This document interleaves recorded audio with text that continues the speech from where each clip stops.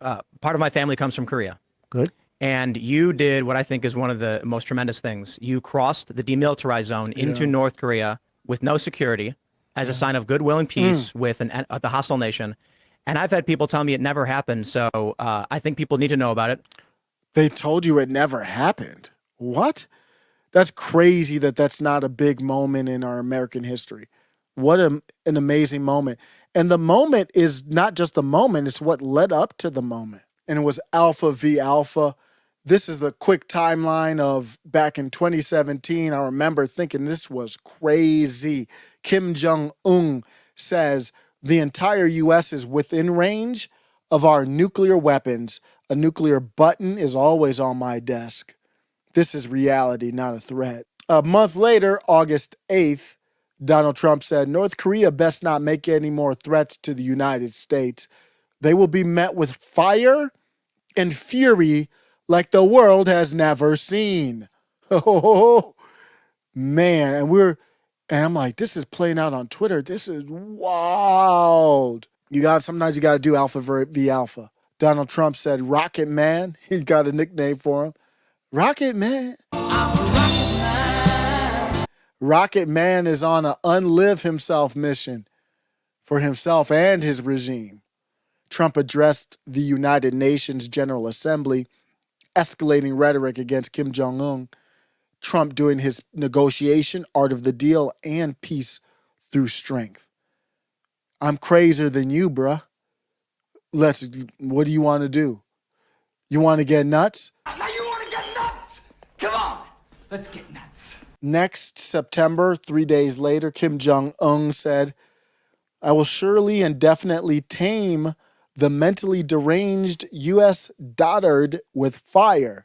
Trump said, North Korean leader Kim Jong Un just stated that the nuclear button is on his desk at all times. Will someone from his depleted and food-starved regime please inform him that I too have a nuclear button? But this is a classic tweet. I remember it now. But it is a much bigger and more powerful one than his. And my button works. Then March of that year, 2018, Donald Trump says meeting is being planned.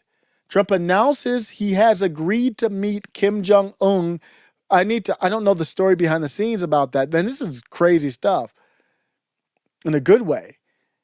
Following South Korean delegation's visit to the White House conveying Kim's invitation. June that year. This is a joint meeting, I think. Trump and Kim Jong Un meet in Singapore for the first summit, signaling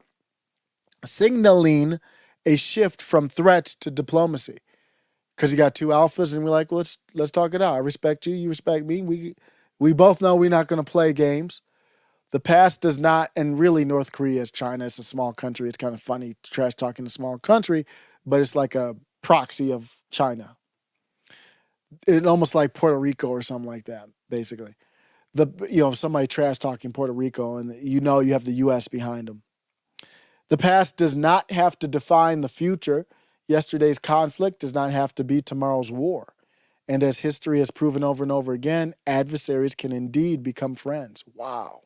June 30th, Donald Trump, Kim Jong Un. Trump meets Kim Jong Un at the DMZ and steps into North Korea, becoming the first sitting U.S. president to do so. Stepping across that line was a great honor. I believe this is an expression of his willingness to eliminate all the unfortunate past and open a new future. What an amazing moment in American diplomacy. I'm wondering if you can just tell me, how did that happen? How did it come to be? And it hasn't happened since. Yeah. And when I met with the handoff, you sort of meet with the previous president for a period of time. The meeting lasted for quite a while. With President Obama, you sit in the Oval Office and you talk, and the press is outside, and you talk for a little while. He said and they write the letter. They usually leave a letter. It's just some type of tradition. Can you see that happening this time around? I don't see that. He had that with Obama?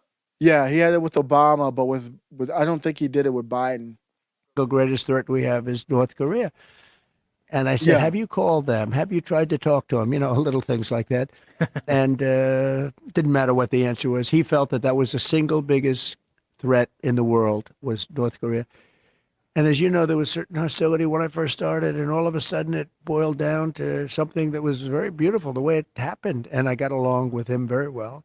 And I will say that if Hillary won that race, you would have had a nuclear war and millions of people would have been killed. And you weren't even close to that. It never happened. It was never going to happen. I got along great with him. Like we are now. You think Trump's lying? We're much closer now than any time in my lifetime. And it just never was going to happen. Were you at all scared in any way when you crossed into an enemy country?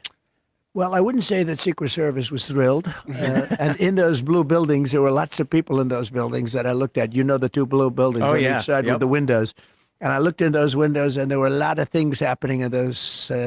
Someday I'll tell you about it. But no, I felt very safe. I felt my relationship with him, as you know, was very hostile. Little Rocket Man and all that. But then all of a sudden it morphed. He respected me. I respected him.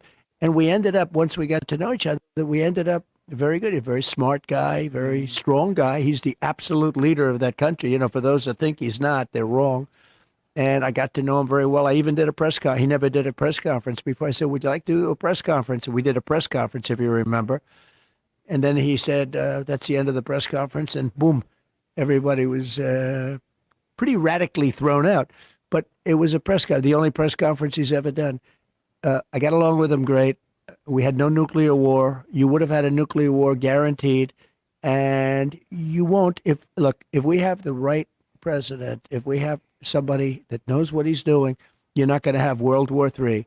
If, on the other hand, we don't, you're going to end up in World War III, and it's going to be a war like no other because of the power of weaponry. Many have actually been saying we're already in it. The Hill published a piece saying we are in World War III and Biden is losing it.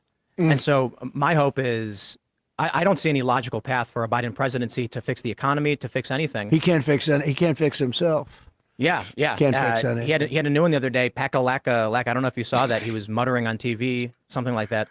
Now, crypto. You know, by the way, I just so you know, I know all the leaders. They're at the top of their game. They're sharp. They're tough. They're smart. They love their country, or they do whatever they have to for their country at a minimum. And when they see this guy come in, I think they can't believe it. I know they can't believe it. It's not the right person. So we'll do a couple quick ones. We don't have much time. You announced you're taking cryptocurrency. What we're doing is we're backing it as a form of, as a field, and we have to, because otherwise somebody else is going to be doing it from another country. And as you know, they're already trying, and it's going to happen, and we're going to help it happen. And it's something that can be very good. I think it can be very good. No central bank digital currencies. No digital, no central bank. And one more big one. Will you pardon Julian Assange? Well, I'm going to talk about that today, and we're going to give it very serious consideration. And we're going to have a couple of other things to say in the speech that I think you're going to love. I've heard some rumors. And you've gotten so much out of me, I should leave a little bit for the speech, don't you think?